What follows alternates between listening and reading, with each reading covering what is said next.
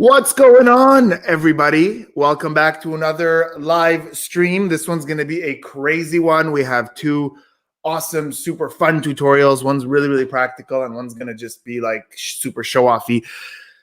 It's going to be exciting. It's going to be a lot of fun. Let's jump right into it right now.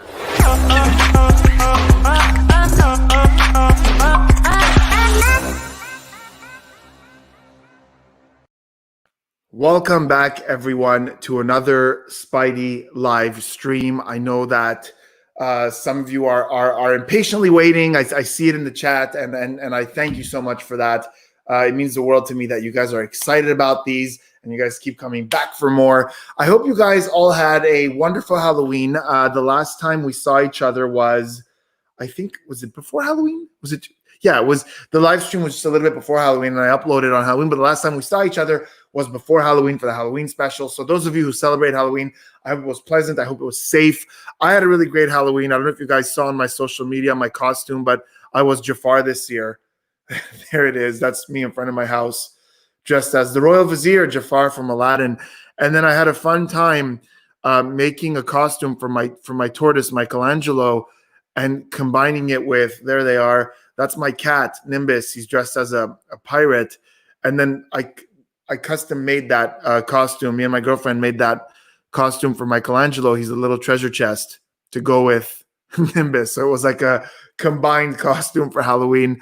I think I'm losing my mind with this whole quarantine thing. I don't know how many of you are still on lockdown, but in Canada, it's still pretty strict. So we had to find cool activities to do, and that was a lot of fun. Anyways, we have a lot of magic today for you guys. I have a really, really awesome special guest that I'm very excited that you all know. Let's start with the rules. I always say the rules, and I want to say them again for those of you who are joining us for the first time. First of all, no bullying whatsoever, please. No bullying anyone in the chat.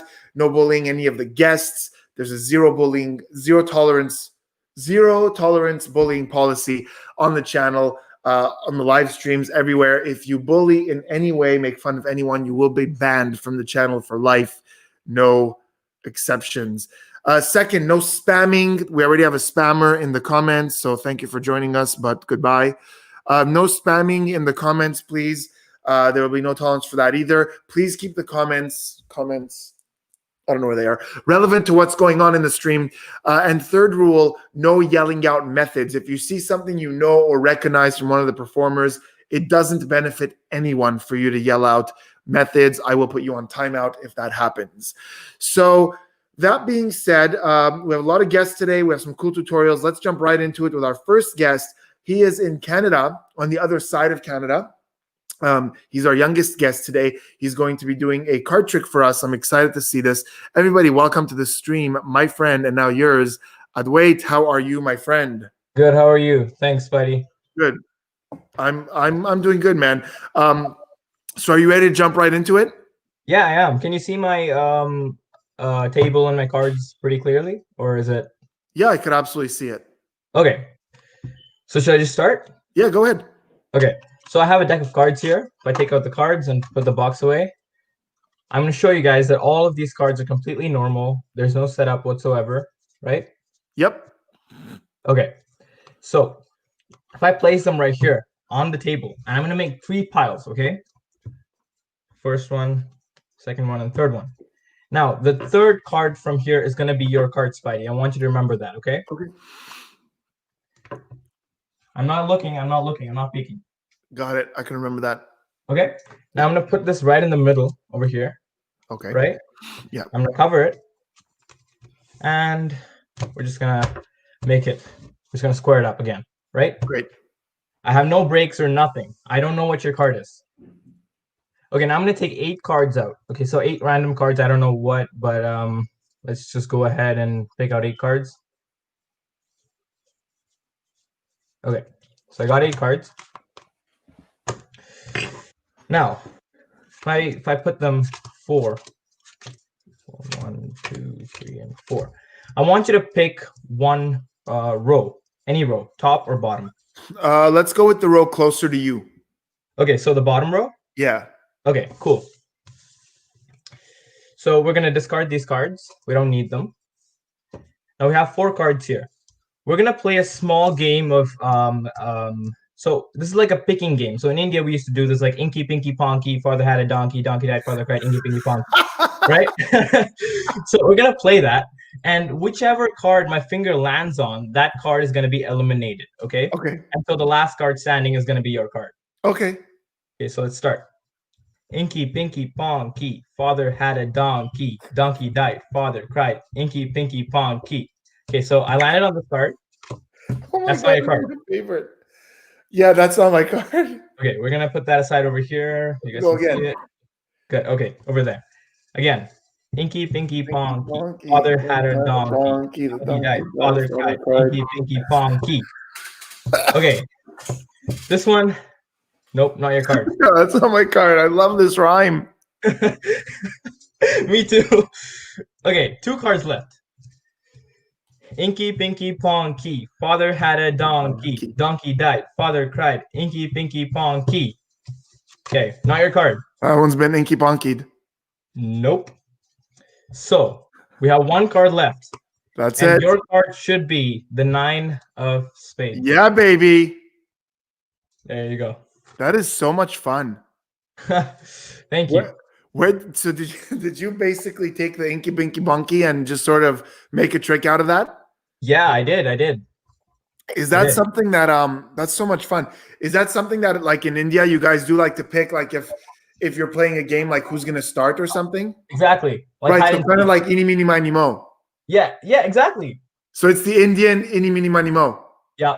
I love it, man. Good job. That's so much fun. What a great way to start. That's such a fun trick. Thank you. Let's put up your did we have let's put this up. Oops. Guys, this is Adwait on Instagram, is that right? Yes. So if you guys want to go follow him on Instagram, give him some love in the comments, go show him some love on Instagram as well. That was a lot of fun, Adwait. I really want to thank you for that. And thanks for joining us today, man. Stick around. We'll talk to you after the stream. Yeah, thank you. Thanks, man. That was a lot of fun. What a great way to start. Fun little cute sort of trick with a nurse rhyme that means something to him. Love it. Guys, remember to in the comments, let us know what you think of the tricks at all times. See, things like this are such a great, encouraging way. Adwait, you could see that, all the comments you got. Boom. So let's bring in our next guest. I'm really excited to see this next one. He's joining us from USA. It's a country that right now is all over the news for what's going on there. Big elections, one of the biggest one I've seen in my lifetime, the biggest one in American history in terms of how many votes were cast. Anyways, our next guest is joining us from USA and doing one of my favorite tricks. I used to do a version of this as my own opener. And let's welcome everybody, Ryan, to the channel. Ryan, how are you, my friend? I'm good. How are you? Good, man. I'm really excited to see this. You know what? We might have to do it this way. Oh, no, because that name tag is following you. You know what? I want to make that name tag smaller because give me one sec. Because no, that is the smaller one. No. What if we get... Yeah, because it's kind of blocking. Can you move a little to your left? Just, yeah, so we could see the cards. Yeah. Let's see. Hold on. Because I really want everyone to see the... you can leave the camera where it is. Just you physically move to your left a touch. Okay. Exactly. Yeah. Are we good right here? Yeah. Perfect. Hold on one sec. I just want to see if the quality will improve if I minimize a little, because you're having a little bit of like graininess that you weren't having when we tested it, but it's fine. I could still see the Queen of Hearts. So you know what's interesting though? It's really interesting that now your Queen of Hearts, the hearts are, every time the quality drops a little, they look like they're black. And it's interesting because that's the exact same thing that happened to me. I don't know if you guys remember, I did a tutorial with Shin Lim where I put a card in an envelope and at some point it flashed a little. And people were like, oh, it's flashed. It was black. It's not the red card. It's the same thing that's happening right now. When the quality drops a little, it seems like the red turns black. And it's so weird. But I'm happy it's happening because it happened to me in one of my videos where I was performing for Shin. A lot of people said, oh, it's a different card. You switched the cards, but I hadn't. It was just the quality. Anyways, rant over. Go ahead, Ryan. We are watching. So, it's 3-card monte. So the goal is to follow the different card, right?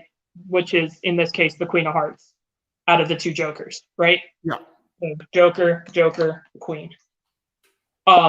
You know, when I've seen this actually played on the streets in like New York and DC and whatnot, and when I wasn't looking, or when the player wasn't looking, they would take the Queen and they'd move it to the bottom, but then they could show you it was a Joker on the bottom, right? Yeah. Yep. But then they'd also show you it was a, you know, Joker on top and Joker in the middle, right? Because the Queen was here, right? Yeah. Then they'd show you it was a Queen on the bottom. Queen was also on top and in the middle, right? Yeah.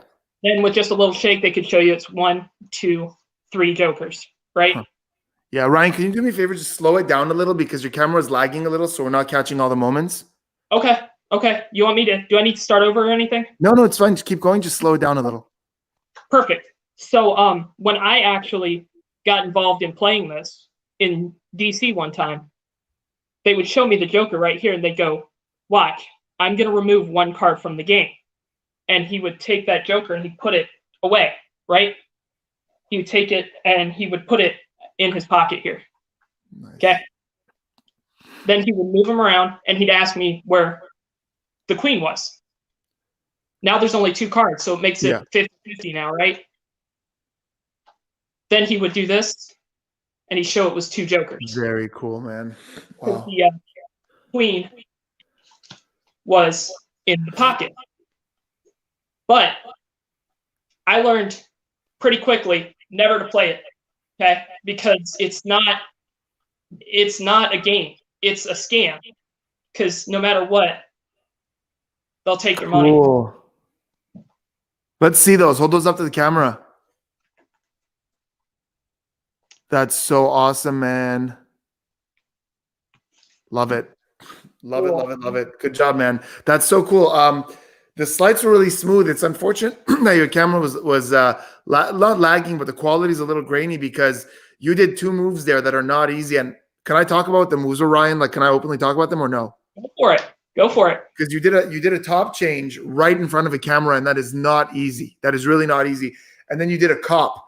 And cops, again, like cops and top changes, I would say, are 2 moves that when you're performing live, it's a lot easier because you could distract with your gestures, right? If you have a group of people, you had a cocktail party, a top change is designed to be done that way. As you're talking, you go, hey man, you do it like this. As you go, hey, was this your card? It wasn't his card. Oh my God. You do it in that sort of casual way. And the cop is the exact same thing. We usually cop casually. When the camera is directly on you, it's very, very hard to do a smooth top change and a smooth cop. But Ryan, you nailed both.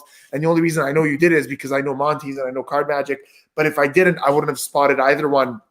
So really good for you, man. It takes guts to do something like that. And I'm really happy. That's such a great demonstration of that. Things are shifting now. We're doing a lot more virtual magic, and things that used to be really easy are becoming a little harder because it's hard to misdirect the camera frame. But that was incredible, Ryan. And I want to thank you for that. We're going to throw up his socials here. That's him on Instagram, guys. Go give him a follow. I think if what we just saw is a good indication of his skill, we can expect a lot of good content on his Instagram. Ryan, I want to thank you for joining us today. That was really awesome. And what a great demonstration of practice makes perfect. Thanks, buddy. Hope you guys enjoyed that. Let us know what you guys thought of that. Good. Boom. Oh, yeah. Somebody wished me a happy birthday. Thanks, guys. My birthday was last week. I'm an old man now. Bam. Oh, well, we'll give you a special thank you. It's 2 a.m. in India, just awake to attend this live. So thank you so much, my friend. Thanks for being here. Thank you, Chahat. Glad to see you're here, as always. I want to do a tutorial for you guys right now. This is so if you're joining us for the first time on this live stream, a lot of the time with my tutorials that I upload on the channel, what I do is on the live stream, I give you guys additional thoughts. In this case, it's more than an additional thought. Let me know in the comments how many of you watched last week's tutorial. I was performing it where I was with Ekaterina, and she thought of what was it? It was an animal. She thought of a skunk, and she wrote it down on a blank card. It goes in the deck. And then, you know, while pointing to a blank card, you get that peek. And it's a great, really easy mentalism trick. How many of you watched it? How many of you are doing it? Okay, good. I could see a lot of you did it, watched it. You're doing it. Good. Glad to see you guys watched it and that you guys are using it. But here's the thing.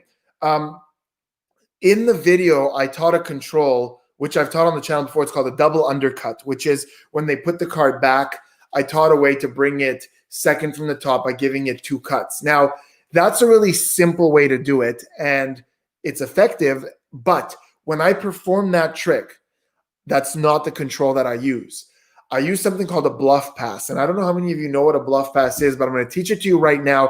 I'm going to teach you the way I do it because I think for that trick, it's more effective. So on the channel, sometimes I teach like more beginner-friendly ways because it's not always magicians that watch the videos. It's people who don't know magic.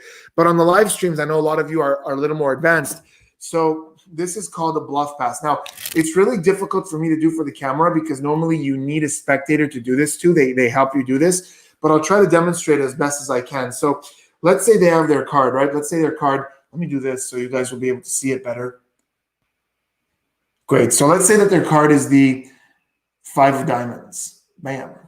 So here's the way the bluff pass looks. And again, you need the spectator to do this, but I'll try to do it without the spectator, at least just to give you guys that tutorial. So here's the way it works.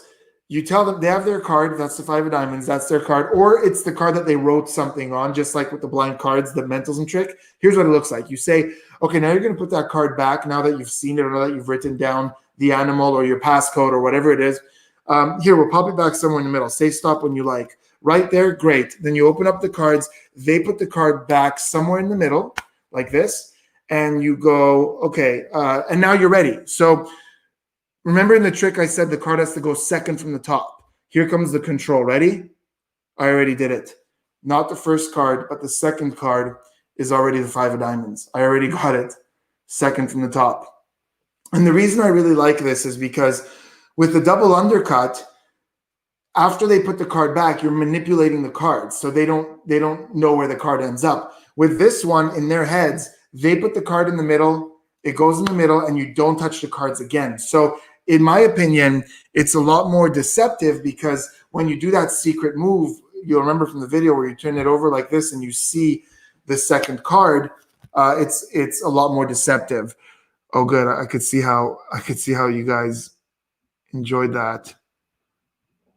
Cool. So let's learn it. This is called the bluff pass, and there's a couple of touches here that make it really convincing. So as I said again, it's a lot better when you do it to your spectator because they're going to help you with it. But basically, here's the way it works. So they've got a card. So again, for those of you who didn't watch the tutorial, you know what? I'll do the bluff pass first, then I'll show you the tutorial. But the tutorial is basically a way to secretly see a card that they chose or a blank card that they wrote a secret on, like a number, a name, and you're going to guess what it is. But the bluff pass looks like this. So while they're looking at their card or while they're writing down whatever it is on their blank card, you're going to get a 1-card pinky break. And you could do that with one hand by your thumb. Grab some cards you could follow along easily.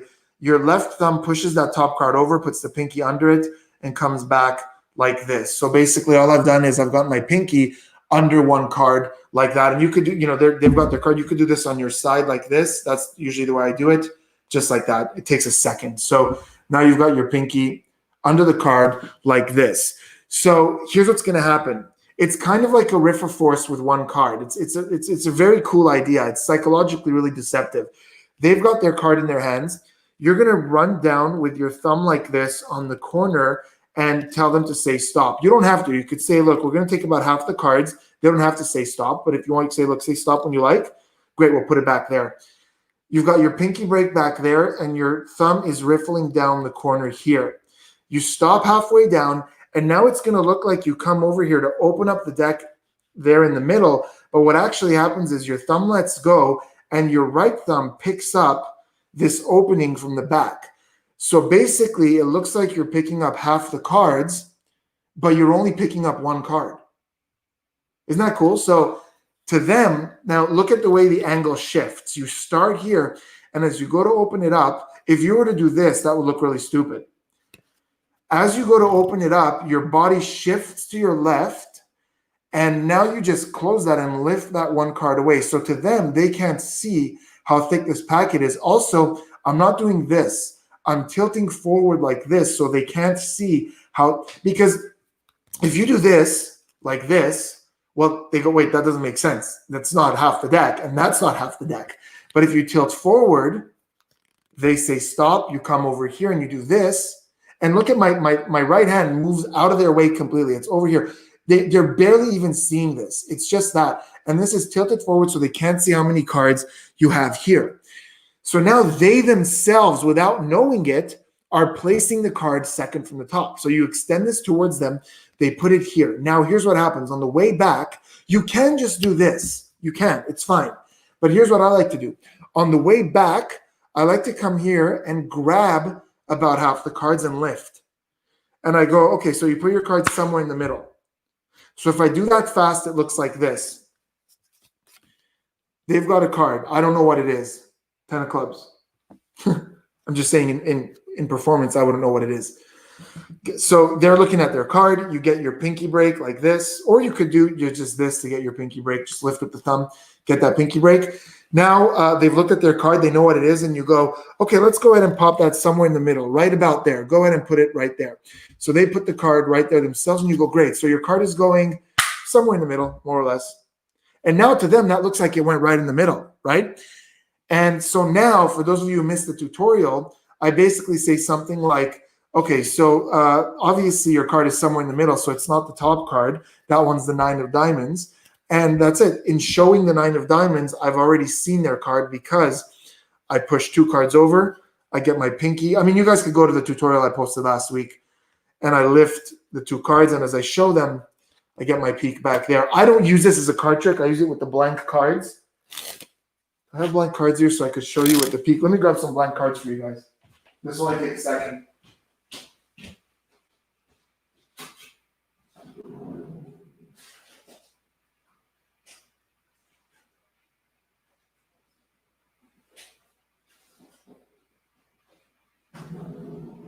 Here we go. So if you do it with the blank cards, the mentalism version, I don't even need the bicycle ones. I'll use the these guys. So again, they're writing down something. Let's say you ask them to write down a number, and they go 1, 2, 3, 4. That's their passcode for their phone.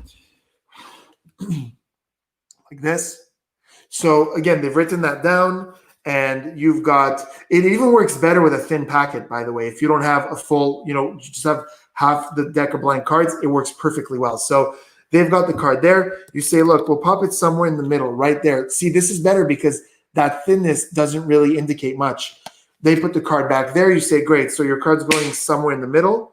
And to them, that looks 100% like they themselves put the card in the middle. And now you could say, I want you to imagine that this card right here is like a screen. And I want you to imagine your number right there. And of course, now I can see that card because I'm holding a double. And I come back here. And just like in the tutorial, I show this on both sides now. So it's super fair and casual. Give that a Charlie a cut.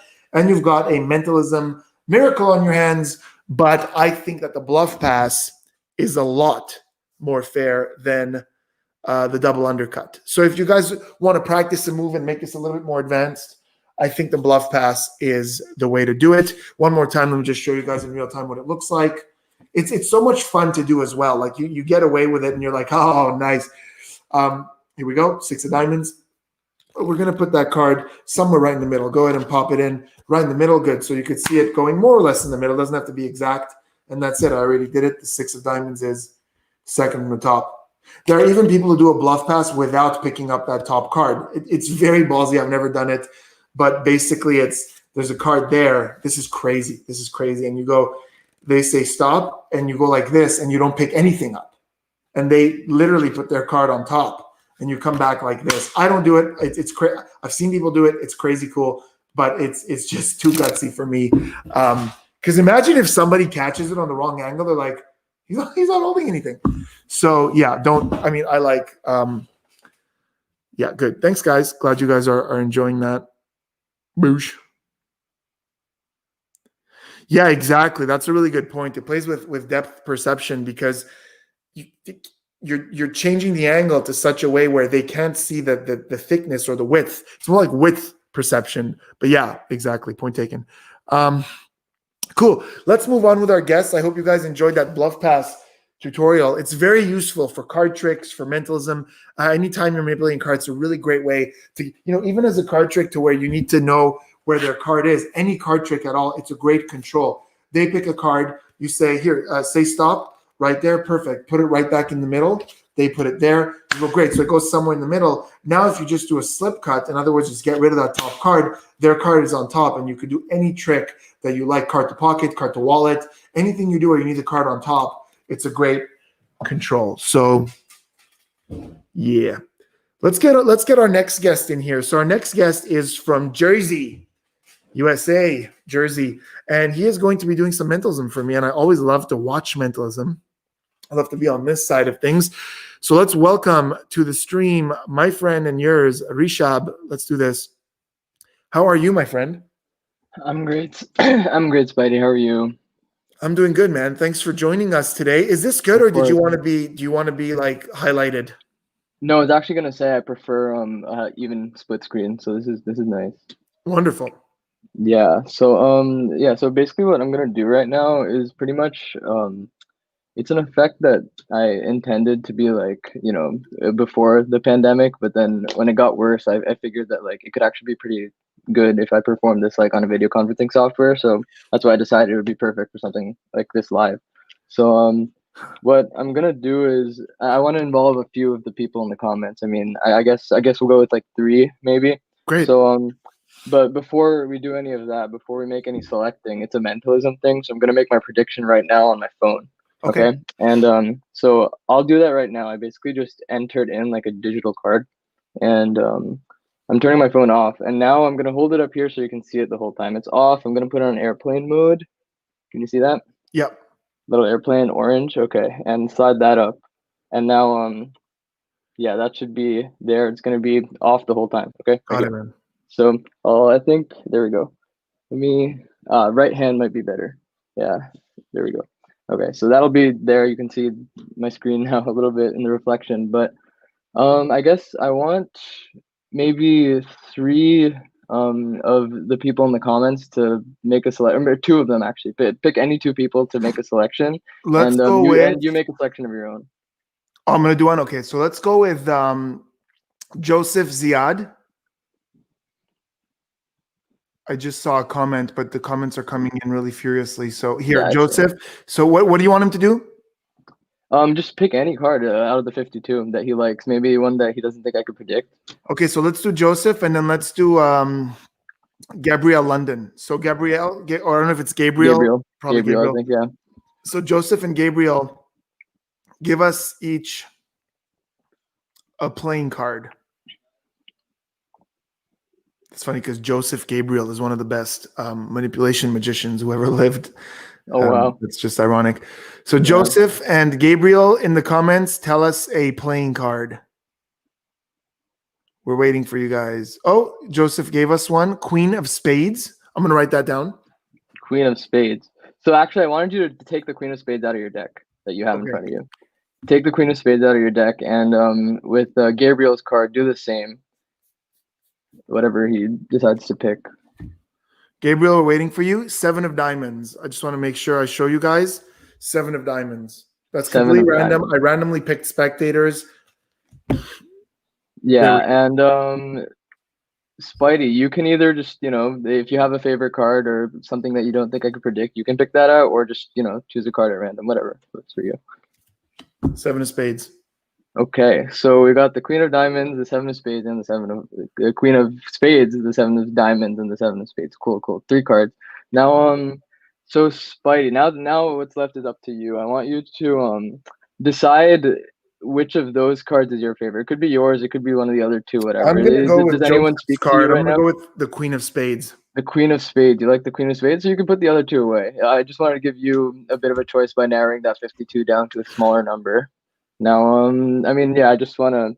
So we got the Queen of Spades. I think we can go with that as a final selection, but just to add to some like that element of impossibility. Like if you want to change your mind now and you don't think this Queen of Spades is like, the proper card that No, should no, be this is like the one. the selection of the trick, then you can change your mind. You can pick anything else. This is I'm the okay one. with it, but this is the one? Yeah. Okay. So I said earlier that I stored a prediction in my phone, and like a prediction is basically like foretelling the future. So I knew out of those three cards that you would pick the Queen of Spades. Let's see if I, did this correctly. So now I want to make sure you can see my screen. Okay, right there. Now I switched it to my other hand so I can enter my passcode in. So Yeah. Queen of Spades, all I have to do is enter it in and unlock my phone, and the first thing that's gonna appear is the Queen of Spades. So now I think the screen is black, but with a little magic gesture, I can just put it in there, and there's one card that's on my phone, and it should be the Queen of Spades. I mean, yeah, I can see it now. Here we go. So yeah, that's That it. I is mean, so freaking I was able to predict cool. it, I guess. Yeah. That is so good. Well, is that commercially available? So I'm having trouble getting it commercially available, actually. You I'm having created luck. this? Yes. Wait, you created that? Yes. There's a question I want to ask, but it'll give away the thing. Look in the private chat. I'm gonna ask a question. Sure, yeah. Just tell us a yes or a no vocally, but I don't want everyone to see this question. But look in the private chat. You did? Yeah. Wow, dude. Is it like, we're going to talk after the stream because I don't want to give anything away, but like, have you studied in that field? I mean, I'm a math and computer science major in college, so I was just Wow. like, I didn't have much to do over the lockdown, so I tried to learn how to, like apps and stuff. Dude, that is so cool, man. Congrats. That's really, really freaking cool. We'll talk about that after the stream. I think that's really cool. I think it's just like, anyways, we'll talk, but I think it's really brilliant. I think there's just one thing that'll make it go just one step further, and it's to make it look like it was like a Google search, right? Like you say, I'm going to go on Google, I'm going to search a picture of a card. Oh, there it is. I found one. And then when you open your phone, if there was a way to make it seem like it's a Google search, that would kill, that would slaughter. I can do that. I can create the illusion of a Google search. That's a good idea, actually. Yeah. You know what I mean? Because otherwise it's like, what am I looking at? Is it a picture? Or that's fine too. You could say I took a pic. You could say that. You could say, it's crazy. I took a picture of a card last week. Let me pull that up for you. And I'm going to lock my phone. That way, when you open it, it looks like it's in your photo album, because the only weakness of the trick, and I'm not even saying it's a weakness, I know this will slaughter layman. The only slight thing is that I don't know what you're opening your phone to. You know what I mean? But if I knew it was a photo from your photo album or it's a Google search, that would be like, yeah. I don't know if I presented this properly. Like I haven't performed it a whole lot, but I might have said like a digital card or something, which I mean, there's no such thing really. So yeah, that's definitely a good idea to make it a more concrete thing that people can recognize. But honestly, that's me really nitpicking. That is only because I believe in this so much that I think there's definitely a way to make it like one of the strongest, mentalism pieces, because it's just so direct, such a fair selection. So good for you, man. That's incredible. Good job. Thank you, Spidey. Thank you for having me. Yeah. We do. We have, this is your Instagram. Guys, you could go give him a follow on Instagram. I think if this is an indication of the level of creative thinking that's coming out of his head, we could expect a lot of really cool things from him. So there it is, Rishad. Thank you so much for being with us. Stick around. We'll talk after the stream.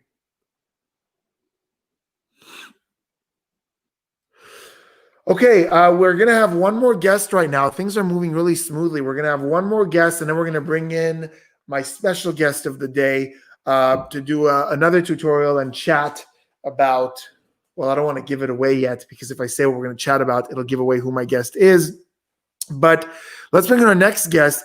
It's funny because a lot of my guests today live, in Canada, in the US, but a lot of my participation, always, you guys will notice, if somebody asked in the chat earlier, how do I get to participate in the live stream? I'll say it again.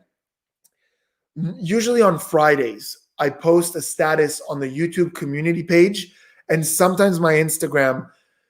And if you comment on that, you can come into the chat. Now, guys, again, remember, I pick usually someone who comments within the first half hour. Usually my guests are found in the first half hour. So on Fridays, keep an eye on that community page every 2 Fridays. So next Friday won't happen because I do it quickly. Anyways, the highest participation always is from India. And it's funny because today we had a guest from Canada and a guest from New Jersey, both of which are originally from India, living outside of India. So I don't know what it is. I don't know what it is about Indians that really makes them want to participate and just push their own career forward. But it's great. I hope that inspires the rest of the world to be as proactive as them. And our next guest actually is from India. He's in India right now. And I'm really excited to see this because he's going to do a trick for me with my cards in my hands. So let's welcome to the stream, Suraj. How are you, my friend? Hey, Spidey. Everything's going good. What time is it for you right now? It's 2:35 a.m. Woo, 2:30 a.m. Well, I want to thank you for staying up for this. I really do appreciate that. And let's do it. Let's jump right into it. Sure, Spidey. So you have a deck of cards, right? 52 cards. I do, yeah. No jokers, right?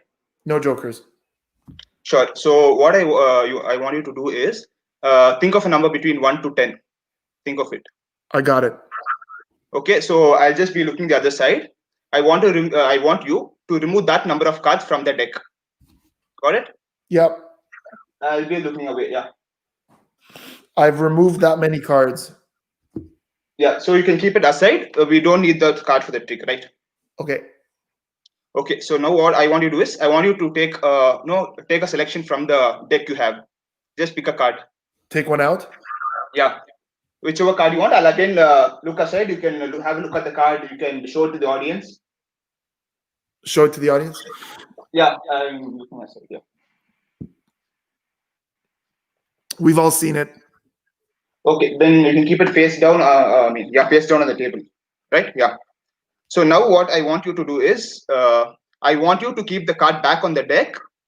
But the thing is, you'll have to just a second. No, not on the top. So I want you to remove a certain number of cards from the deck on the top. So the number is basically how many cards you removed previously. Okay. So suppose if you removed 7, so lift 6 cards up from the deck and place your card as the 7th card.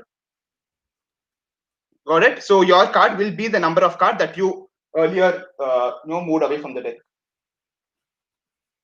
Got it. Got it? So whichever number you previously thought, suppose you removed 7 cards earlier, the 7th card is your card. Yep. Got it? Mm-hmm.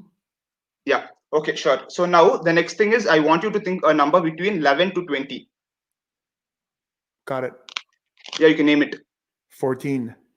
14. So yeah, now what I want you to do is I want you to move 14 cards to the bottom one by one, like this. 1, 2, 1, 3.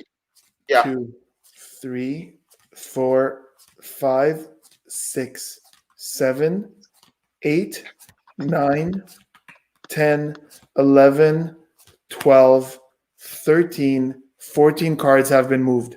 Yeah, sure, Spidey. So the next thing is, again, I want you to name a number between 21 to 30. How about 22? 22. Fine. Okay. Now I want you to remove 22 cards from the deck. From the top, Remove? you can just Get rid throw of away them? 22 cards. Put Yeah. them aside? Yeah, put them aside. 1, 2, 3, 4, 5, 6, 7, 8, 9, 10, 11, 12, 13, 14, 15, 16, 17, 18, 19, 20, 21, 22 cards have been removed. Fine, sure. Now again, I want you to think of a number between 1 to 10. Say it. Yeah. 3. 3. Okay. Yeah. Again, you can remove 3 cards from the deck. 1, 2, 3. Okay. Now I want you to hold up a card in front of you from the deck. You can take the deck in your left hand. Okay. So you can hold out the one card, the top card in your right hand. The top card. The top card. You can hold the top card. Okay. Now I'm going to tell you if that's your card. Okay. No, you can face it down. You can keep it down. You can keep it down. Yeah. Keep going. Next card. No. Next card. You can throw away. Then you can discard the card. I say no. Okay. Yeah. Next. Next. Next. next, next, next, next, next, next, next. Okay, what was your card? 8 of hearts. Can you show what card you have in your hand? Oh my God! It's the 8 of hearts. Oh my Lord. Sorry, somebody needs to get blocked. Sorry, I had to block someone there. That's so crazy. I can't even begin to put that back together because, like, wow, it's very cool. Did you learn that, or is that your own work? Yeah, no, I got the basis from another magic trick, but then I evolved picking your own numbers and discarding the cards. I just redeveloped it. That's very cool. That's very, very cool. Look at the you're getting some sick comments there. Boom, boom. Nice. Boom, boom. You're hurting minds. Minds are hurting.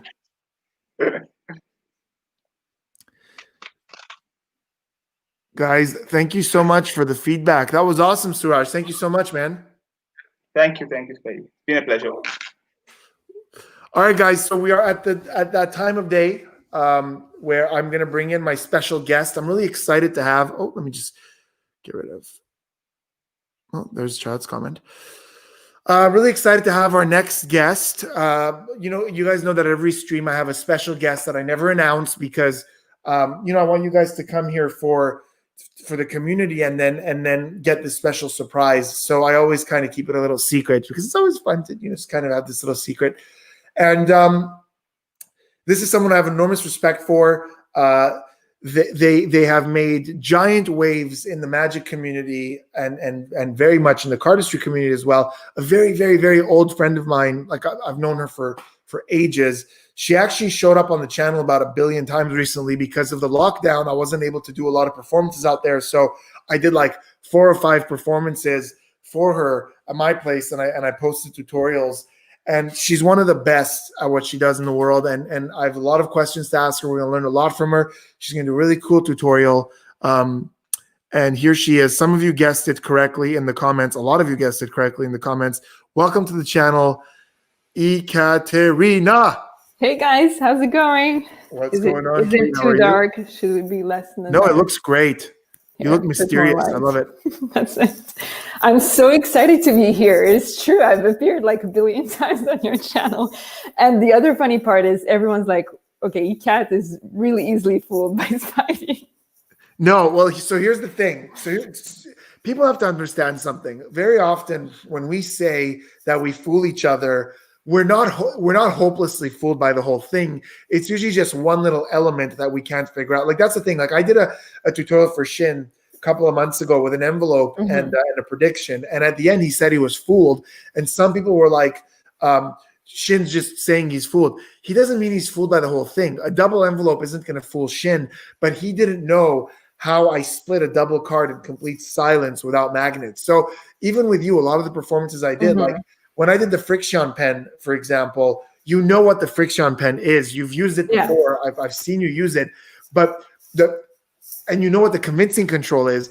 There was just a subtlety to the peak that you didn't catch. Also, like the cameras are on, the pressure is on, you're not paying that much attention. So every time when we tell each other, oh, that fooled me, we're not sitting at it, analyzing it, trying to figure it out. It's just in that moment, an element of the trick. I have to say, it's also very different when you're in front of the person and they're performing to you and you are following the effect as a normal person would, although sometimes I am trying to look for something. So it is way different on camera versus live. And of course it is. Also, there's certain things like, a lot of the things I did for you with the convincing control, for example, like if you're watching it on a camera and you've got the frame, it's easier to spot when you're watching a YouTube tutorial. But when you're there one-on-one, the misdirection is easier. So don't take it to, guys, whenever I do a video and Ekat goes, that fooled me, it doesn't mean that like in the clinical sense, it destroyed her mind. It just means there's an element of it she didn't catch or I caught her off guard. But No. But Not I didn't everything mean to I do. take anything away from my reaction. This, watching Spidey is always mind blowing for me. So I always learn something. And now I've been trying to pay attention a little bit more to your videos, Spidey, because next time, You'll I come catch over me. and you show me something.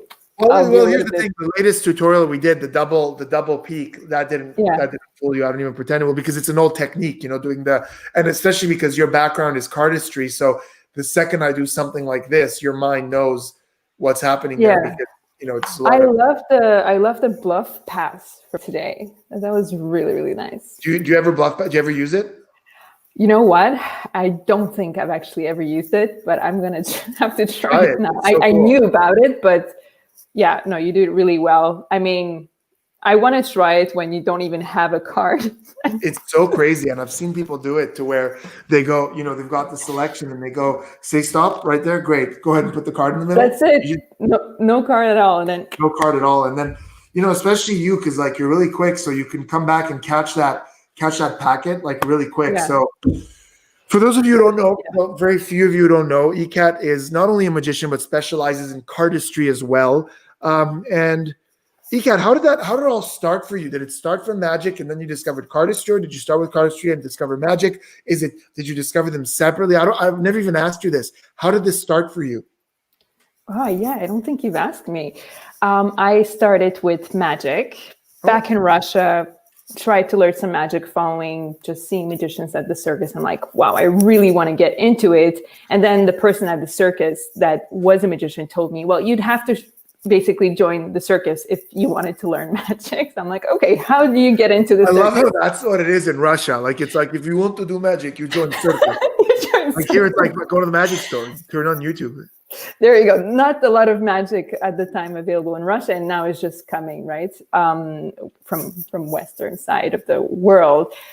So I'm like, okay, how do I get into the circus? I learned how to juggle by myself. So that's quite a bit of hand-eye coordination, dexterity right there. So I enjoyed that process. And then family moved to Canada. In Canada, start to search, look up for magic, found magic online, started to get a few tricks under my belt. And then in 2017, in January 2017 is where I decided I'm going to, sorry, not 2017, 2007. That just means I'm quite old now. So 2007, I started posting videos of myself performing whatever magic trick that I learned just for fun, because I also really enjoy the process of filming things and photography.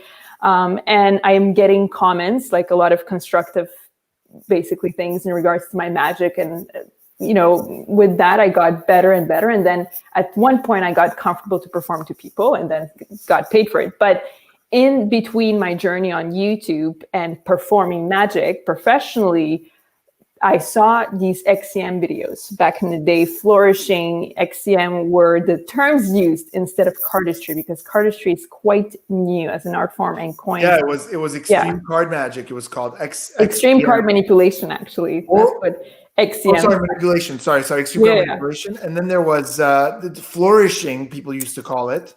Exactly. And people who were against the XCM, I guess, leader called it flourishing. And there was this dynamic. DeVoe. Yeah, DeVoe was at the time. Andre Dick and DeVoe kind of have this. Oh, everyone has this. I was banned myself from whatever tournaments. Was remember the project Show Off with cards? Show Off with cards? That was the first cardistry DVD I ever had. And I think it was him, or maybe, I don't know if maybe it wasn't him, but it had, what did it have? It had Hex, which I'll never be able to remember how to do. I think it had a Sybil there. Yeah. Is Sybil like the father of cardistry? Sybil by Chris Kenner is definitely the father of all two-handed cuts, for sure. There's so many that start from the Z grip or Z, depending what country you're in. Sybil is this. You can learn it on my channel if you'd like. I know you know it. I know you know this one. Yeah. So Sybil is from Chris Kenner. Yeah.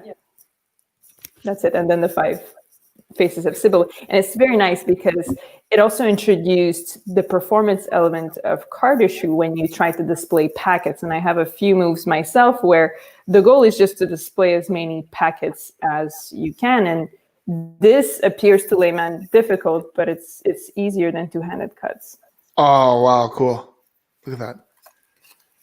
That's so cool. So it started with magic, and then somebody in Russia said you have to join circus, and then you got involved into cardistry eventually when you got here, and it was more because of a love for the visual aspect of things. That's really cool. It's when I do magic in Armenia, they call the magic tricks focus, and they say it comes from Russian. How do you say focus. magic in Russian? Focus. That's so funny because in Armenia, which is right next door to Russia, a lot of Armenians speak Russian because of the USSR. So a lot of words they use is Russian. There, Armenians don't have a word for magic. They have a word for wizardry, like actual magic, but not Slavic magic. So when you do it there, they say focus. And I was like, what the hell are you guys saying focus for? Like, what's got to do with focus? Well, focus literally means trick. And then magic is like magium. And it's like black magic. You don't learn like black magic.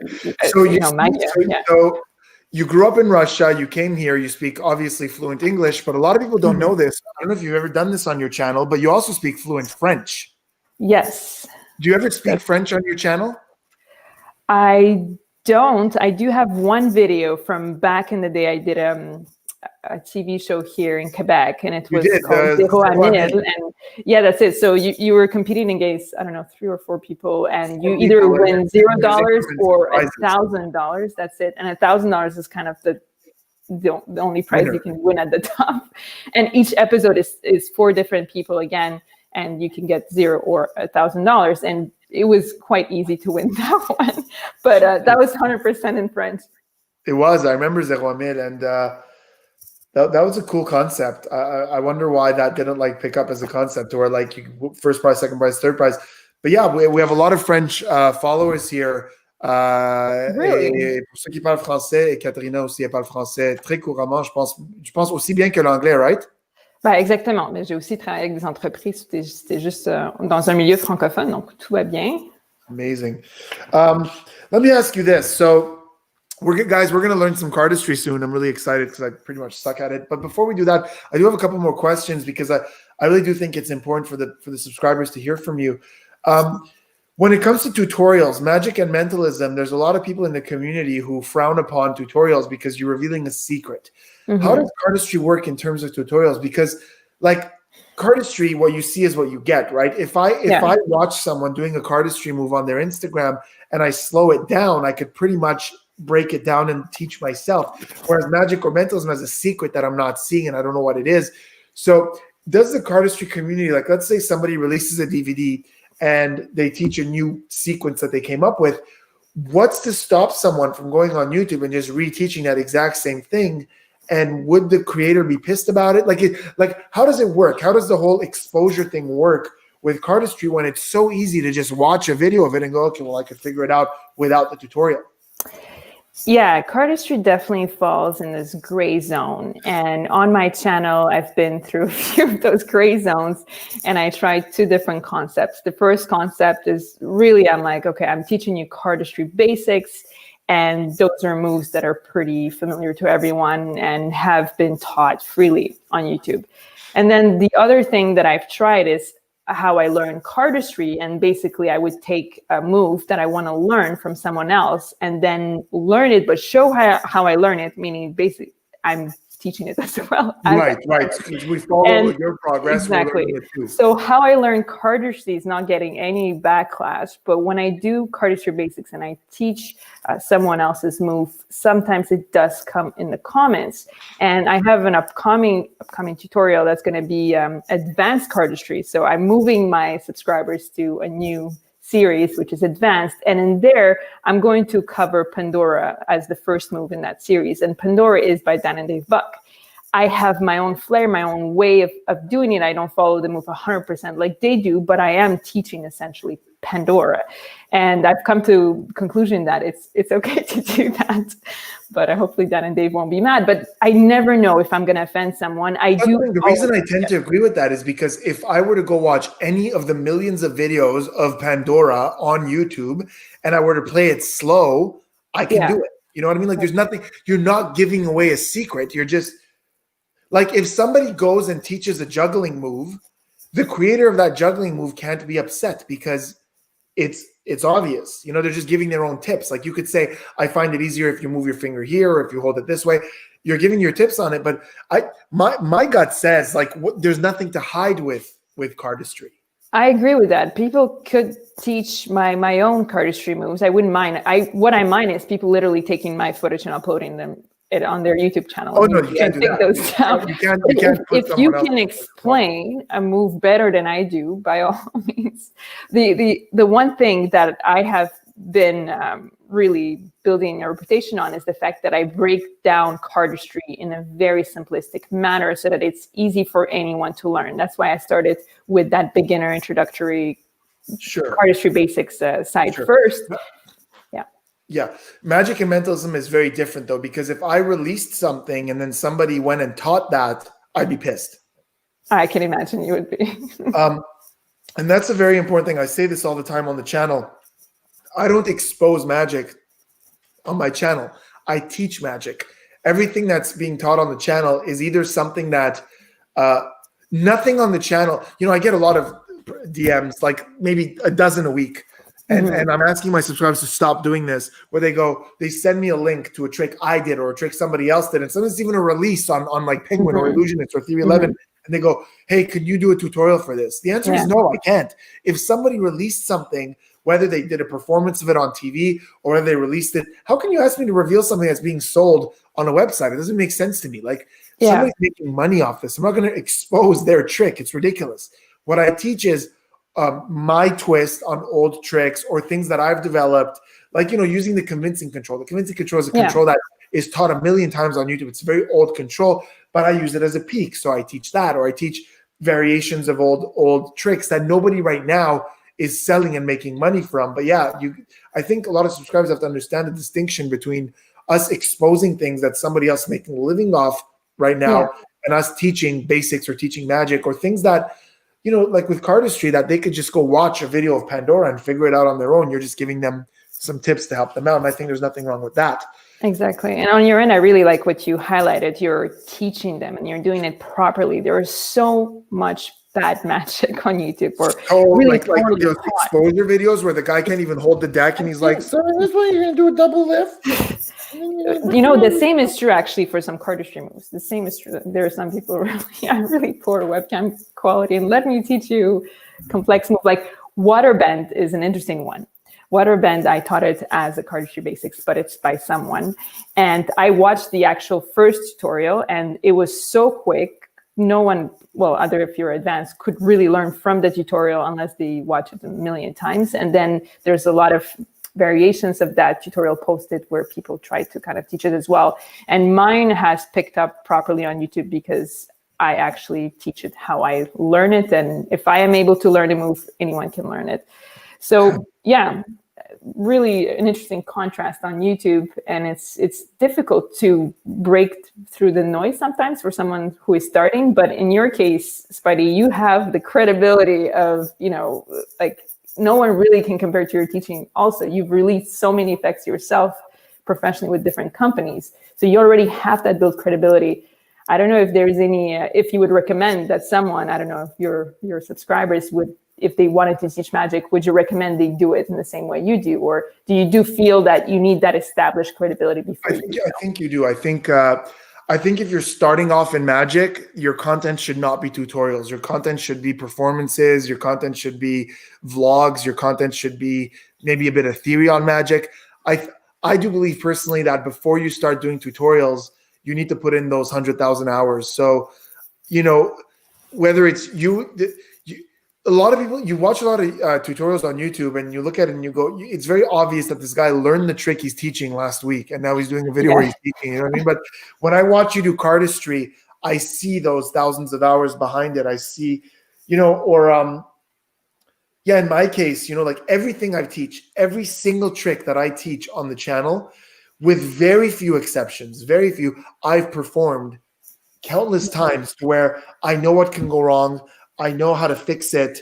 I've hit the wall and I change the direction of the presentation. So everything I'm teaching, and that's why I get very personal and defensive when I get comments of people being critical, because don't watch my trick once and think you know everything about it, because I've thought about this trick and performed it more than you've thought about anything in your entire life. So what you're getting is a finished, polished product that I've done so many times. And that, during the pandemic, I told myself, I want to give to people, because people are sitting at home and they're bored. So I took my tutorial game from 0 to 100. My channel right now is nothing but tutorials, because people are sitting at home and they're bored, and it gives them something to practice. So, but everything that's coming out, like you said, has a lot of experience behind it.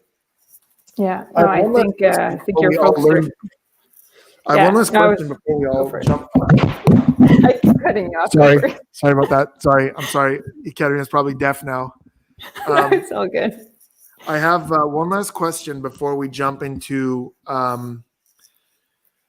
learning some cardistry, and this is something I imagine is frustrating for cardists, because I think about the philosophy and the theory part of the psychology of magic a lot, and mentalism and cardistry are exact opposite arts. And let me tell you why that is. The effort to pay off is flipped. And I don't know, you probably instinctively know what I mean by that, but let me explain. I think that sleight of hand magic, which you do a lot of, coins and cards, and even I've seen you with a butterfly knife and cardistry with cards, I think is the aspect of magic that takes the most practice. Manipulations too, like dove manipulations and card manipulations on stage as well. But I think sleight of hand, cardistry, and manipulations is the hardest. Mentalism is obviously technically the easiest. I don't know any mentalists who practice at home the way cardists and sleight of hand guys put in hours and hours. Mentalists, there's very little technique to mentalism. Yeah, there's billet switching every now and then. You could improve your center tear and stuff, but there's no real technique. But in terms of payoff, people watch a cardist and go, oh, that's neat. They might be like, oh, wow, that's really cool. But they see mentalism and they go, oh my God, this guy's in my head. He could read my mind. And it must be frustrating for a cardist to look at a mentalist and know that we're just really, secretly looking at the piece of paper, or we have some sort of gimmick that does the trick for us. And then people think we're like these freaking wizards. And then you're there busting your butt doing all this stuff that took you ages to learn. They go, "Oh, that's cute." I'm not saying that's a merited response. I see cardistry and I go, "Holy Jesus!" That's so much practice. But it's frustrating to see that the time and effort you put in doesn't get as much appreciation as some idiot who learned how to look into a wallet secretly. Okay, I have some thoughts on this. For me, I don't do cardistry for other people. I do cardistry for myself. And I think that's the difference between mentalist magic versus cardistry. I find it super satisfying to learn a move and being able to do it. And there's a visual aspect to it. And again, I really like filming and having nice aesthetic things in video form. So for me, it's really something that I enjoy performing to myself. If there was no one to perform to, I would be doing cardistry. That's so cool. Now, I find in the flip side, you mentioned, what is the frustration? I actually feel uncomfortable doing mentalism. I mean, I do sometimes, and you've seen me on Foolish to try to do mentalism and try to do something different and talk for 5 minutes. That's kind of not me. I'm really more in the comfort zone when I am showing something more technical. And the reason I went in a more technical route in the beginning, especially when I was learning magic as well as cardistry, is I really felt like I needed my technique to be at a certain level to get respect from men just in that same field. So now no one for years now, no one ever questions, can Ekat do sleight of hand? Can Ekat do cardistry? This is covered. Yeah. But can I do mentalism? That has always remained the question mark. Yeah, but I mean, I don't think it's even a relevant question to ask, can Ekaterina do mentalism? It was very gutsy of you to go on Fool Us and do an amazing routine. I thought that's out of your comfort zone. That's like me going on Penn and Teller Fool Us and doing Cardistry. Like that to me just gave me a mini heart attack. Like just the thought of it gives me anxiety. My heart was beating so fast on the Fool Us. Like I've never been so stressed for a TV gig for this one. And I have learned though that you probably shouldn't do something so far off your comfort zone. No, I think it was a great move on your end because you showed versatility and you showed what, the reason people don't get this, but the reason Ramsey, the reason Shin Lim, the reason all these people, all these names we know are at the top of their game is because they step out of their comfort zone and they master whatever it is they're going to do in that moment. And it's funny you're talking about visual arts and how much you love to create great visual moments and you're into cinematography as well. You're a great filmmaker. And it's so funny how that crossover is very common, isn't it? Cardistry and filmmaking. If you look at some of the best cardists, and the three that are coming to my mind right now, and I'm sure I'm missing a lot, is you, Andrei Jik, who's also Russian, and Sean O, are three incredible cardists. And all three of you are also really, really good with videography. Yeah. Which is crazy. It's crazy how that overlap. I guess it's you guys are really into like just creating really cool visual moments. So that passion branches into both those fields. Okay. We're going to do some cardistry tutorials right now. We're going to learn. I don't even know what it is. I didn't even ask you. Because I don't even know exactly yet. Cool. I will give you some options and then we will vote. Before you do that, we're going to do something we do on the channel very often. I'm going to put ECAT's YouTube handle at the bottom, ECAT Magic. So ECAT, here's what we do on the channel when I have a special guest. I tell everyone right now who's watching to go follow you on your YouTube right now. Do it right now. And then come back to the comments. Let us know that you did that in the comments. Just say, I subbed, whatever. ECAT, I'm going to throw a bunch up on the screen. And I want you to thank them by name. So just read their first name or whatever their handle is. And thank them by name. So guys, go give her a follow. We're going to do a quick thank you session. Here we go. Just their first name is fine, ECAT, or if they have a handle. Boom. Michael. Thank you, Michael. Thank you, Stephen Galgano. I'm going to ruin the last name. Thank you, Daniel Gooking. Yeah, that's right. We just do the first name. All right. Hey, Peter. Thanks so much for subbing. TL Magic. How many of you already subbed, though? Probably you are. There's a couple that said already subbed. See, I'm already here. Devano. Already subbed. Here's another one. Devano. James Joe. That's Joe. Yeah, nice. JJ, yeah. Boom. Subbed. TL Magic. Oh, we already did that one. Matthew the Magician. Here's another one that already. While you kept it, Cedric, cool. While you kept it secret, I did post it on my Instagram. That's fine, yeah. But here we got some new ones. There we go. Aji, thank you. Aji, Wasu, Matthew, we've seen you before. Devano, boom, man. Let's go down to the new ones. Oh, Canadian. Genuine Gents. Stefan Stridham. That's an interesting one. Already subbed. Thank you, guys. It's fun to see you over here. All right, guys. Good stuff. I think you guys deserve it. Now let's do one more. Tom, thank you. Stefan, thank you. All right, ECAT. So what can we learn today? We have options. I either show you a card production in a cardistry way that I created myself that was published in the past, but I'm going to simplify it. Or we learn a fiddling move. That's the fiddling move that I do all the time. There's this one. That was fun. So let's say that's number one. Number two option is this one, and you force the card that is shown here, which is the Jack of Clubs, or whatever card is on top. Let's say it's the 7. So let's just pick any card you want. Okay, there you go. I like the fiddly thing, and then what's the production? So the production, I called it agape in the past, and that in Greek means unconditional love, and then in English it means something different, and now I regret calling it that. So new name for it. New name. It's called, now let me pick just the card that I like here to produce. It's called now the Foxtail. So the Foxtail looks like this. So you've had a card selected, controlled, and then you can produce it. And in this case, that's my favorite card. But whatever card is on top, you don't see that the card is coming from the top, and it's spun really quickly, and it comes out like this. So it comes up in a very cardistry manner, and then you can reveal that selection. Do you have a tutorial for this on your channel? No, I don't. And then do you have a tutorial for the fiddle one on your channel? The fiddle, no. Actually, none of these I thought on my channel. But the fiddle one is probably the easiest one to learn from. Let's do the. Are you going to post a tutorial of the fox? Eventually, I guess I will do it, but I'm happy. Let's do the fiddle. Let's do the fiddle. I really like the fiddle one. Sure. So on the fiddle side, I'm going to move so you can see from here. You're going from mechanics grip, and yeah, try to follow along if you can here. So you're going to have your right hand. There's the pinky going to the top right, and the thumb.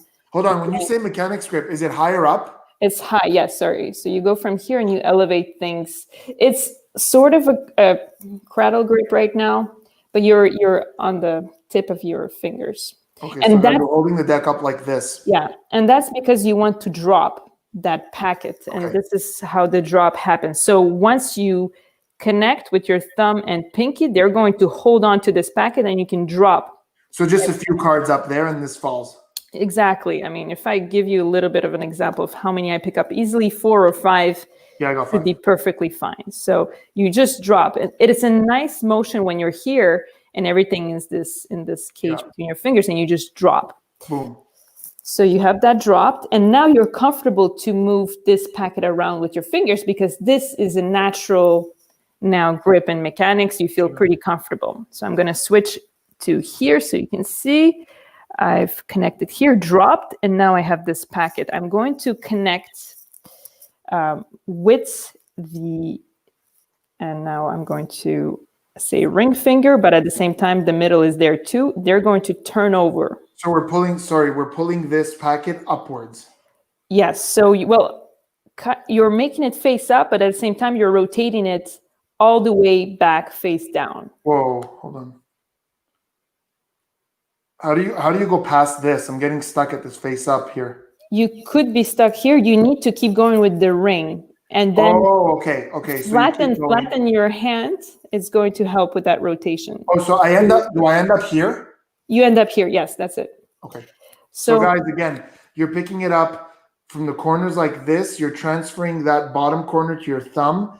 Your 2 fingers are coming up here, flipping around like this, and then flattening there. That moment might take a bit of practice. Now, instead of going with all fingers under, you're just going to have your index finger on top. So as you drop, turn, you're just going to have that grip. Yeah. And that will allow you to strip down that card by pulling towards yourself. Just one card is being pulled like this. And it's held after. That's maybe a bit of a shaky position. It's held in between your middle and index. Yeah. And then you can drop this one and bring your ring under so that can flip back on top. Hold on. I was here. The ring is coming. Yeah, the ring. So you balance it between the 2 fingers like this. Your ring's coming to kick it. Yeah, up from the top. Up. Now it's between your middle and ring, and you can use the deck to help you rotate Bring it back. And then you slide your fingers out. Ready? Watch. Yes. So I'm up here. Yeah. I already forgot everything you just said. Give me a second. Okay. If you want, let's do it together. Drop. You have it turning. Index, clip. Okay, so it's here. If you need help getting that card to move, use your thumb to help. Okay. No, I didn't need help. And then now I'm here. Turn this towards myself. Okay. Drop, Hold on. the middle Gotta drop. put it a lot further back. So I got to put it a lot further back so that I can. I'm here. I got to pull that a lot further back. This drops back there, and then that goes there. Exactly. And done quickly is such a cool feeling move, because any twirl done quickly is what makes it a twirl. So this goes pretty quickly. And here, take time. It's an elegant close. So really just here, it's okay if this takes a bit of a moment. And I really imagine like it's like a cloud, and like It really is very like beautiful the way you do it. Like in my hands, it looks like I'm having some sort of twitch. But hold on. So But that's here, why it's a fiddly move, because you can watch TV or Netflix or whatever you're watching there, and you can just practice this. And that, if you wanted an application, I mean, it's not very subtle, but you have a peek essentially of that top card. So if you want to force it later, well, you know what that top card is now. I thought of that point. Run it Yeah. around. Never really use it for that purpose. I just really always use it because it's so fun to do, and it's a very satisfying close. I really really look is. for Like, it those looks like even- satisfying like- moments. I really like that about Cardistry, to where for a second everything is chaos and it all just comes together. It's like it's very satisfying. What's it called? So it doesn't have a name because I just fiddle with it. So it's my fiddling twirl, if you want. It's the Ekat It's my fiddling fiddle twirl. Exactly. I don't Yeah, have a name for it. I would imagine it doesn't take too long to get, like, it's for me getting that card to dislodge there and then boosh. The beginner tip I would say again is, if you're having a hard time just removing that without using your thumb on the right hand, use your thumb to hold the bottom so that you have more friction to strip that card towards you. I see what you're saying. But then you still have to extend. And why this looks good when I do it is because I keep also holding that middle packet until the very end. So you have this moment where at the same time as this is revolving, that packet closes. So I extend, I have an extension here. So I'm gonna do that again. It's difficult to explain slowly. So yeah, so there's this extension, and only when I'm rotating, I close, or I drop that middle packet. Very fun. Another option to when you're here. Look at me inventing cardistry. It's just because I often just follow what my fingers want to do. And if I'm here and I've peeled it here, because you're already holding it here, you can just go for one of those. Yeah, absolutely. Or close it naturally. However, this is actually the main twirl. I'm sure you guys have got this one down. But I like twirls that involve stripping cards, because that's also, when I showed you the foxtail, that's also the same kind of principle. I have a packet rotation and then I'm stripping cards, but in a different way. Yeah. You should teach that on the channel. Cool. Because that's how, you know, that's what they subscribe for, because they want to learn more cardistry. But guys, that little flicky one is one you guys can go back and watch several times when the stream is over, and you can practice it with a deck of cards, and I'm sure you guys are going to have a real good time with that. And then head over to Ekat's channel to learn more cardistry, more tutorials coming, and she already has some great content up there, so go show her some love. Ekat, I want to thank you for your time today. It was very, very informative, even for me, like, to ask you those questions. That we've been friends for the longest time. You're one of my oldest friends. I know. And I don't think people know we're literally neighbors. Yeah, we're Spidey like, and that's another thing. Like, there's a lot of people who are friends of mine because of magic. Like, you know, we met because of magic, and you and I did meet because of magic. But like, we've been friends for so long that you're one of the few people in the magic community that's like actually a friend of mine. Like, we actually hang out without magic. You and I, and that's where, you know, like, there's very few of those. You, me, Josh Janowski, Ramsey. Like, you know, we hang out without magic, like you and I know. It's very little. We can like hang out till like 3 a.m. Yeah, like on like the last year we were on the, what's it called, the one wheel. Yeah, the one wheel. One wheel. It's easier for some people. Another thing, well, you know, actually, I wanted to ask you this before you go, because this is something I've always kind of been curious about. And it relates to a question we got recently that I thought was really funny. Actually, I had 1 or 2 comments on the stream asking if you and I are dating, and that couldn't be further from the truth. Ekat and I are like bros. But also, you know, I have a girlfriend. You're married. You have a kid, and I'm friends with your husband. I think he's an awesome guy. I really enjoy hanging out with him the few times we've hung out. And it's funny how there's certain magicians like you, Wes Barker, where his wife is like constantly in his content. Shin, Casey's always in his content. Your kid is very often on your Instagram. There's a lot of you guys, a lot of magicians who are very open about their private life or their family life. Then there's guys like me, and I kind of adopt a little bit more the Chris Ramsey philosophy, to where my personal life, like, I'm very open about myself, my art, my magic, my personal life. But most of my subscribers don't even know. They know about my pets, but they don't know anything about my girlfriend. They don't know anything about my family life. Like it never shows up. I don't talk about it. Do you have any thoughts on that? Like, is there a reason you feel okay sharing that, or it just happens to be like you're with your son and you decide to do a story, or do you feel it's important to share that part of you? For me, it was important to show that I'm a mother. It was less important to show that I'm married, but it's quite obvious though, because I do have the rings. Still, people think it's just regular rings, and I'm not really married because I also change the rings quite often, so people don't really catch that.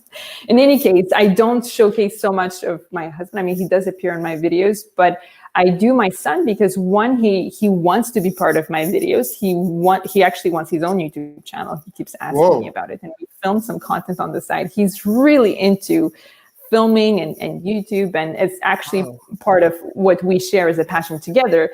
Now, my husband doesn't share that passion. He doesn't want to be on camera, so I have to respect that, but I don't necessarily hide it because I feel like it was important for me to I guess market myself as, I'm a mom, I'm not that young anymore, married, I'm a marketer. I also have a life outside of magic and YouTube and things like that, but I don't talk about that, I guess, too much. So the thing that I conceal is maybe less my family, but more like what I'm doing work related professionally. That's a good point. I never consider that it has to do with what they want, because it makes perfect sense. It explains everything I just said.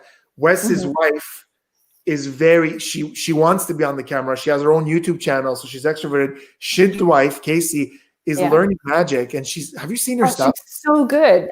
She learns so fast. I mean, I wonder if that's just being part of the Shin aura. Like Shin is so good that like his aura creates talent, but she's incredible. And yeah, it's another good point. She wants to be on camera. She wants to show her stuff off, whereas my girlfriend and Ramsey's, I don't even want to say what Ramsey's situation is, because it's not up to me to say it. He doesn't want to talk about it. But there's introverts in his circle and there's introverts in my circle. So I guess, it's a great point. It's what they want. Never thought of it that way. Thank you for enlightening me. Sure. So Ekat, thank you so much for being on the channel. You're obviously welcome back anytime. And guys, go give her a follow. Lots to learn. My pleasure. Hope to see you over on my channel more. We've done a few things together too. And I really appreciate you mentioned we were friends for a long time. Like I have so much respect for you, and really happy to see that people are recognizing your talent, your teaching, and feels that kills. Subscribe to Spidey if you're not already. S. Is that an S? I can't even tell. It's an S. Yeah. Ekat, thank you so much for being here. We're going to say goodbye to everyone right now. We're just going to end the broadcast. Thanks for joining us, guys. Hope you enjoyed it. Make sure to go back, watch that tutorial on the Bluff Pass. Watch Ekat's Cardistry tutorials. There's a lot of good content there. Let us know in the comments what you thought, and I will see you guys. Oh, by the way, I'm going to say this before I go. You guys have been asking for a very, very, very long time about my technique, my tip on erasing pips off cards. I think that's coming up this week. I'm getting a lot of messages about it. Ekat, I don't know if you know this, but I have a really crazy way to erase pips when I showed it to Xavier Spade, when I showed it to Shin Lim, they didn't even believe what I was saying. Then they tried it and they were like laughing out loud. I'll show it to you right now when I end the broadcast. Yeah, that'd be fun. I think that's coming up this week, guys. So anyways, it's coming up very soon. Thanks for watching, guys. And we'll see you on the next one. Peace.